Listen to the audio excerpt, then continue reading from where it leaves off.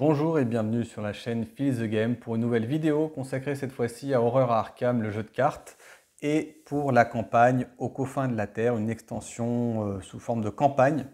Alors, c'est peut-être moins intéressant a priori l'unboxing du mode campagne, mais malgré tout, il y a quand même des singularités par rapport aux autres campagnes, puisque c'est celui du nouveau modèle.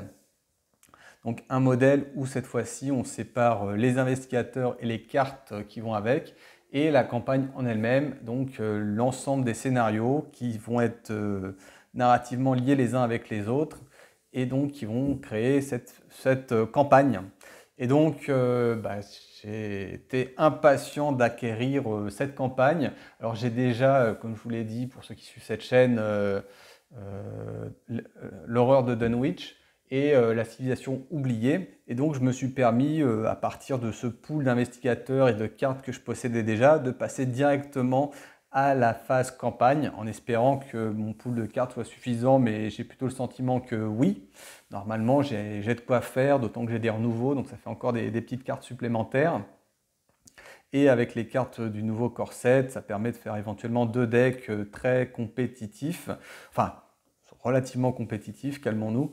Et donc en plus, voilà, moi personnellement, j'avais lu la nouvelle les Montagnes hallucinées, donc c'est une très bonne nouvelle, une des meilleures de Lovecraft, qui raconte l'histoire d'universitaires de l'université de Miskatonic qui se rendent donc dans l'Antarctique à travers le bateau et qui ont quelques avions avec eux.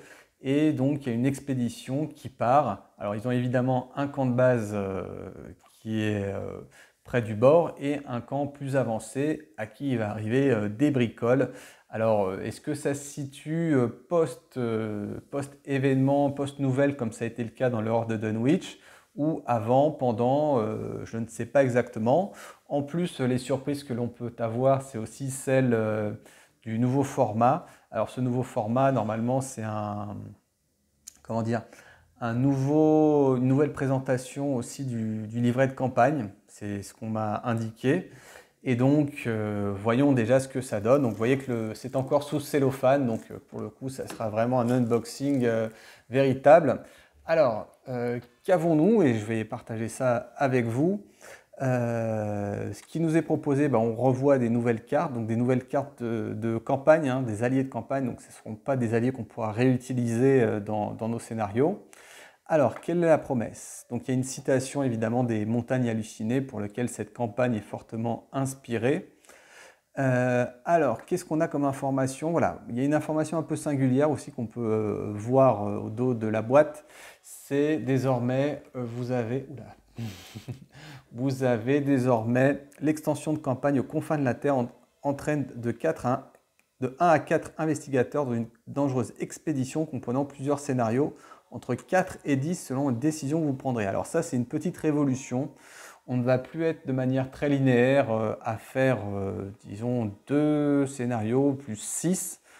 Alors, pour certains, il y avait des ordres différents. Parfois, il y avait des mini-scénarios dans le scénario, en tout cas, voire un prologue pour d'autres. Hein, je pense au cercle brisé. Là, on va être directement dans des embranchements de choix narratifs. Alors ça, c'est vraiment très excitant hein, pour ceux qui connaissent les campagnes. Hein. Et donc, voilà, c'est quand même quelque chose de singulier. Alors, un carnet de campagne qui nous... Bon, allez, on va peut-être pas trop le lire pour pas trop se spoiler. Hein. De toute façon, je ne connais pas le jeu. Donc, ce que je sais aussi, c'est qu'il y a des pions gel. Donc, tes pions gel, ce sera des pions avec des effets. Alors, on avait eu, je crois, des pions bénis et maudits dans la précédente campagne, qui était celle de Innsmouth. Et là, je crois qu'on a effectivement le gel. Je crois qu'on a aussi des membres d'expédition qui participeront aussi qui seront des aides de campagne. Bon, j'ai un peu des réserves sur la façon dont ils vont passer la campagne, à mon avis, les alliés. Il va leur arriver quelques bricoles, donc écoutez, là, c'est parti. Hein, on peut démarrer directement l'ouverture de boîte.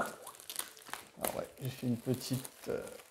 voilà, aux confins de la Terre. Voilà, c'est le moment plaisir, le moment où on retire le cellophane et on a la bête pour soi. Euh, Hop. Alors, je me demande s'il y a du rangement, je ne le sais pas. Je crois que non, hein, mais est-ce qu'ils ont fait des nouveaux formats de rangement? Enfin, la boîte est un peu grande, hein, a priori. Alors là, bon, bim, première chose qui frappe, hein, c'est enfin ce fameux livret de campagne qui est magnifique, hein. Euh, alors magnifique, donc c'est un truc à livrer. Alors est-ce que ça va être fragile? Est-ce que ça va se découper avec le temps? Probablement. Quand j'étais gamin, j'avais des livrets comme ça et ça avait une durée de vie relativement réduite. Voilà, en tout cas, la présentation est excellente. Ça nous change vraiment comment dire, de ce qu'on avait avant avec des feuillets volants de formats différents. Donc là, pour le coup, on a vraiment un très beau carnet de campagne. Je veux dire, on aurait presque pu l'acheter sur Etsy ou sur des sites internet pour l'avoir, tellement, et c'est ce qu'en font certains. En plus, ce qu'il faut avoir en tête, c'est que désormais, dans le nouveau modèle, on a aussi, je dirais, un coût de boîte qui est là, je crois, c'est 55 euros en moyenne. Alors des fois à 60, des fois à 50 selon les boutiques, hein, mais 55 euros et on a vraiment un coût d'achat qui est diminué de 10 à 20%. Donc vraiment, si on peut avoir du meilleur matériel à moins cher, que demande le peuple? Donc voilà, Horror Arkham. Donc on va juste regarder le début, hein, on va pas. Alors la folie se répand sous la glace. Donc encore des citations des montagnes hallucinées. Un sommaire, des règles supplémentaires, des pions gel, points de contrôle. Donc pions de contrôle c'est sympa. Alors Tekilili, pour avoir lu la campagne, donc c'est un set de rencontres de 16 faiblesses. Mots-clés partenaires, alerte. Donc ça, alerte, on l'avait déjà vu dans les civilisations oubliées. Icône d'extension, donc des montagnes. Et un chaos bag. Tiens, on va voir de quoi il est constitué, hein. C'est du mini spoil, mais ça va. Donc un pion gel déjà en mode standard. 1 plus 1, 2, 0, 3 moins 1, moins 2. Oui, c'est assez standard. C'est assez standard, sauf qu'il y a un petit pion de gel. Voilà, et si on monte en difficile ou en expert, on va avoir plus de pions gel. Donc a priori le pion gel, on va regarder, hein, c'est pas... De toute façon c'est dans le début. Hein, donc le pion gel, nouveau type de pion KO. Alors peu ou pas. Alors le premier pion gel révélé de la réserve du KO lors d'un test, l'effet suivant, -1. Révéler un autre pion KO. Si un autre pion gel est révélé, mettez immédiatement fin à l'étape de révélation des pions KO et résolvez le test en tant qu'échec automatique. Après la fin du test, remettez dans la réserve du KO tous les pions gel révélés. Alors oui, d'accord. Donc en fait, un pion gel, c'est plutôt presque positif, hein, donc c'est un -1. Encore que révéler un autre pion KO, non, c'est pas très positif, mais bon, c'est un -1, oui, non, c'est plutôt négatif. Voilà. Par contre, quand on en tient un deuxième, eh bien voilà, c'est l'échec automatique. Donc c'est vrai que c'est un nouveau. En plus, la plupart des cartes scellées ne prendront pas en compte ce pion gel, donc ça va être embêtant, quoi. Maintenant, est-ce qu'il y aura un add-on ou une explication FAQ pour dire est-ce qu'on a le droit de le mettre Alors, un pion gel révélé en dehors d'un test de compétence n'a aucun effet. Un pion gel ajouté à la réserve du chaos reste dans la réserve du chaos d'un scénario à l'autre, à moins qu'il ne soit retiré par un effet. Bon, voilà. En tout cas, la thématique Antarctique, gel, glace, montagne, formidable, quoi.